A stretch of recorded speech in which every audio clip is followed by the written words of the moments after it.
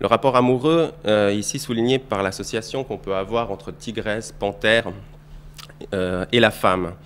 Et en appliquant aux vaches les mêmes métaphores que l'on applique aux femmes, il est possible ici d'entrevoir un rapport similaire finalement aux vaches qu'aux femmes. Et ce procédé souligne bien ici la contiguïté sociale entre les animaux et les humains. Ce mode d'appellation renforce le statut de sujet auquel tendent les vaches dans la représentation de l'éleveur. À de nombreux égards, les vaches font partie de la maisonnée, de l'espace familial. Elles ont une place dans les albums de photos de famille. Après leur mort, elles sont parfois naturalisées ou leurs encornures sont exposées. Maintenant, le souvenir d'un être aimé et rendant un dernier hommage à celles qui ont tant apporté. Cette familiarité avec les vaches fait planer également un tabou, non pas autour de la chair des vaches en général, dont la viande est plutôt appréciée, mais autour de la chair des vaches dont on a eu à s'occuper intimement, que l'on a traité comme des membres de la famille. Le statut de sujet finalement des vaches d'airain se traduit ainsi par la répugnance que manifestent ces familiers à manger leur chair. Le fait que les vaches ne soient pas bonnes à manger dans ce contexte traduit bien l'intimité qu'elles connaissent avec les humains. Le bétail apparaît ainsi au cœur d'un système de pratique, de représentation, de signification qui établit une correspondance entre le monde des humains et le monde des animaux, et qui fait circuler les mêmes qualités entre les uns et les autres. La vache de la race d'airain n'apparaît pas comme un simple objet de domestication, elle est pensée comme un membre à part entière de la famille, de la société des hommes, elle est un élément de sociabilité intense et elle fait également partie de leur imaginaire. Elle fait donc partie du système techno-économique comme du système socio-culturel. Et comme nous allons le voir maintenant, on trouve une conception similaire de la vache en Afrique de l'Est. La région qui nous occupe est la suivante, avec les pays que vous pouvez voir ici, les 5 pays du Soudan du Sud, de l'Éthiopie, Kenya et Ouganda et Tanzanie, avec des peuples pastoraux qui ont développé un ensemble de valeurs associées au bétail qui orientent les pratiques ordinaires et rituelles, ainsi que leur représentation du monde et d'eux-mêmes.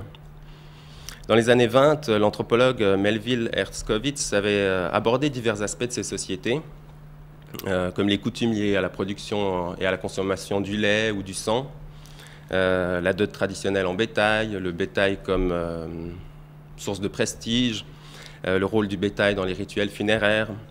Et il avait conclu à l'existence d'une ère ou d'une civilisation de la vache, spécifique en Afrique de l'Est, et qu'il avait appelée alors cattle complex. Et ce cattle complex se distingue par le fait que la fonction du bétail il serait davantage sociale et rituelle qu'économique.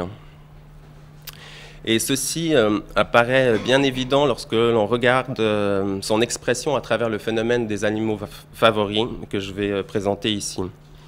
Ce phénomène, il est identifié dans une trentaine de sociétés en Afrique de l'Est, et notamment, j'ai mis en rouge le territoire des Amars que je connais bien pour y avoir mené mes terrains ethnographiques. Il est généralement lié aux hommes qui sont socialement enjoints à développer un lien privilégié avec un bovin, une vache, un taureau ou un bœuf. Un animal qui va devenir un objet de prestige en raison de sa personnalité, de son apparence aussi, et le partenaire d'une relation complexe.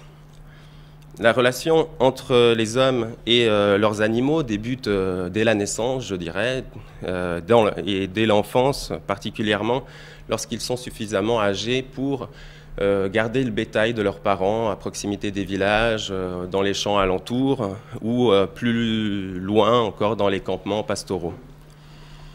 Ils vivent en grande proximité avec les animaux, mais comme ils ne possèdent pas encore leur propre troupeau, les enfants possèdent pratiquement peu de choses, des objets, des parures, des habits qui peuvent prétendre être les leurs, mais quant au bétail, ils ne peuvent que jouer à être les maîtres du bétail à travers des figurines modelées ou alors des pierres qu'ils collectent sur les chemins. Certains enfants réalisent des modelages faisant ressortir les traits caractéristiques de leurs animaux. Ici, on a des animaux à longues cornes avec des bosses qui pointent sur le garrot. Et les enfants font combattre les taureaux de terre. Ils reconstituent en miniature la configuration spatiale des habitations, villages ou campements, ils implantent à leur place respective les animaux à l'intérieur de ces structures. Il y a toujours un ordre strict, quelque part, qu'ils apprennent à travers la manipulation de ces figurines et pierres. Ces jouets permettent vraiment d'incorporer les règles qui organisent leur monde social et qui les permettent d'acquérir finalement la maîtrise des connaissances pastorales à venir. L'existence des éleveurs est intimement liée à celle du bétail. C'est une des composantes principales de leur identité. Il est omniprésent tout au long de leur vie, de la naissance à la mort. Et cette présence animale, elle est visible aussi bien à l'extérieur des habitations, à travers des dépôts qu'on peut voir dans des arbres, des dépôts de bucranes, de bovins favoris, ou d'autres animaux qui sont placés dans des arbres entourant les enclos, ou alors des bucranes qui sont placés aux abords des champs et qui servent à attirer le mauvais œil sur ce bucrane davantage que sur la richesse qui se trouve derrière, que ce soit un champ ou le troupeau qui pâture derrière. À l'intérieur des habitations, bien sûr, il y a des pots sur lesquels on dort, dans lesquels on se repose. Il y a aussi des cornes, comme on peut le voir sur l'image tout à droite, elle n'est pas très visible, mais on voit une corne qui est placée à l'intérieur de l'habitat et qui sert pour les rituels funéraires. On a des dessins d'enfants à l'intérieur des habitations. Donc hommes et femmes partagent leur espace, ils partagent leur temps aussi avec leurs animaux, ils vivent d'une certaine manière par, pour et avec le bétail. Sa domestication a induit un attachement aussi bien fonctionnel qu'émotionnel.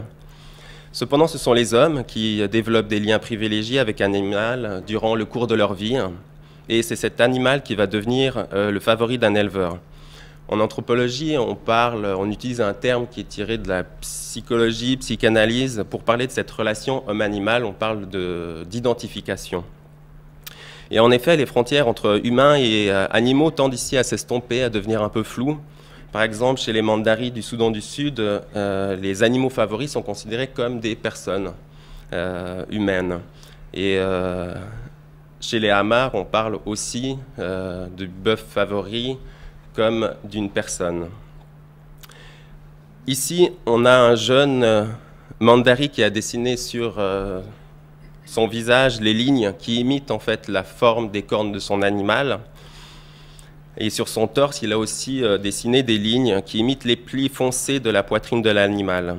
On a aussi des éleveurs nouers qui portent des coiffes d'argile modelées en forme de cornes uniques pointant en avant. On a aussi au bras gauche de l'éleveur nouer une série d'anneaux qui sont en métal et qui sont placés tout au long de son bras et qui entravent d'une certaine manière le mouvement et dont la pose aussi a été très contraignante et faite avec une masse en pierre tellement le métal est dur.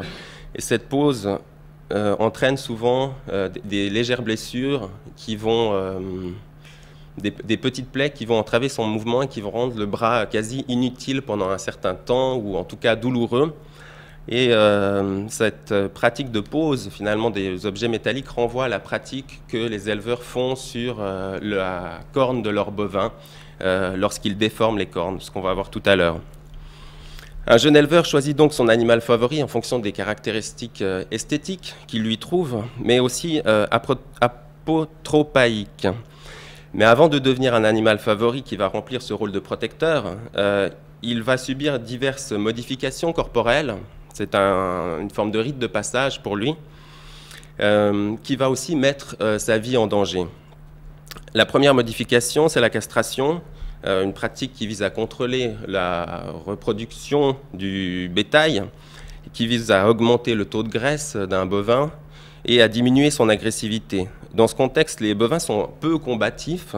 Les éleveurs préfèrent des bœufs gras, dociles. Mais toutefois, il y a bien un combat plutôt entre les éleveurs via leurs animaux. Dans le phénomène des animaux favoris, les éleveurs sont dans une compétition pour le plus bel animal. Et la castration permet d'avoir des graisses abondantes dans le corps, qui sont remarquables et qui vont capter l'attention esthétique et émotionnelle d'un éleveur. La deuxième transformation, c'est celle des oreilles et du fanon. Ce fanon, c'est le bout de peau qui pend sous le cou du bovin. Pour les oreilles, elles sont découpées de cette manière, crénelées, crantées, assez spéciale, qui est portée principalement et généralement dans ce contexte est-africain par les bovins favoris. Quant au fanon, ce bout de peau dont j'ai parlé tout à l'heure, il est découpé au couteau afin de créer une pendeloque anatomique qui va se balancer lorsque l'animal se déplace et qui aussi génère une émotion, un sentiment d'esthétisme auprès de l'éleveur qui donne une forme de légèreté à l'animal quand il se balance, quand il marche, alors que c'est quand même des animaux qui sont assez costauds, et ça donne de la légèreté à l'animal. C'est une opération qui est très délicate et qui est faite toujours par un éleveur parce que des risques d'hémorragie sont importants à ce moment-là. C'est une pratique qui est peu commune chez les éleveurs est-africains, au contraire du marquage des robes animales, qui sont marquées dès le plus jeune âge à l'aide d'une lance chauffée à blanc, un objet métallique qui est appliqué directement sur la robe. Ces scarifications, elles sont liées à 3 pratiques distinctes. Soit c'est un soin qui est apporté à l'animal, soit c'est la marque de propriété de l'animal, soit c'est une marque symbolique et esthétique d'un animal favori. La robe présente ainsi plusieurs scarifications et seules les plus sophistiquées témoignent en fait du statut d'animaux favoris. Il y a une grande diversité de marquages symboliques et esthétiques du bétail, une diversité qui est liée à l'envie des éleveurs de se distinguer les uns des autres. La robe des animaux favoris est ainsi appréciée pour l'agencement de ces motifs qui peuvent être très complexes parfois. Et les brûlures sont superficielles, elles visent véritablement à produire des lignes qui sont décoratives, qui font la fierté du propriétaire, et puis qui rendent aussi un peu jaloux les autres éleveurs qui voient ces animaux et qui ne peuvent s'empêcher de se demander mais à qui est cet extraordinaire animal, comment ces décorations ont-elles été faites, je voudrais les mêmes, quel est l'expert qui peut le faire. Donc il y a toute une compétition autour de ces animaux. Et la dernière étape est celle de la déformation artificielle des encornures. Cette étape réussie, parce qu'elle peut aussi échouer parfois, confirme le statut d'animal favori. C'est une modification de la courbure naturelle des cornes et la technique varie selon les groupes. Mais généralement, c'est une masse en pierre qui est utilisée et qui est frappée directement à la base de l'étui corné.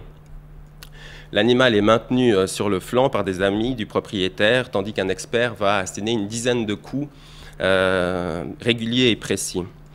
Ça va permettre de créer des petites fractures tout autour de la base de l'étui corné et de le détacher de sa base osseuse.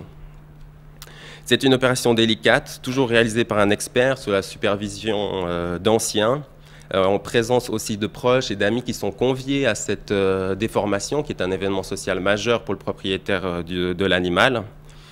Et si la déformation est réussie, l'animal va quitter la sphère des animaux domestiques pour entrer dans une autre qui est beaucoup plus proche de celle des humains. Il a un statut désormais qui est privilégié, il est le favori, et un nom inspiré de sa couleur de robe va lui être donné. Le propriétaire de l'animal se voit aussi donner un nom qui va être choisi par ses amis pour lui, un nom qui est généralement aussi inspiré de la couleur de robe de son animal favori. Chez un hamar, le propriétaire est appelé père de telle ou telle configuration de couleur. Ce nom bovin est le terme préférentiel d'adresse entre amis possédant un animal favori. Il indique comment un éleveur est supposé se comporter vis-à-vis de son animal favori.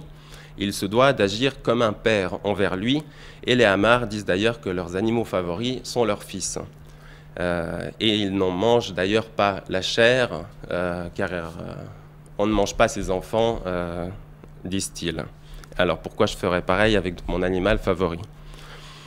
Après la déformation et le don de son nom, un homme va composer un chant pour son animal, et lorsqu'il va danser et chanter, il va glorifier ses amis, il va glorifier son animal favori, et il va imiter la forme de ses cornes déformées avec ses bras. Il est dit à ce moment qu'un éleveur devient ou est son animal,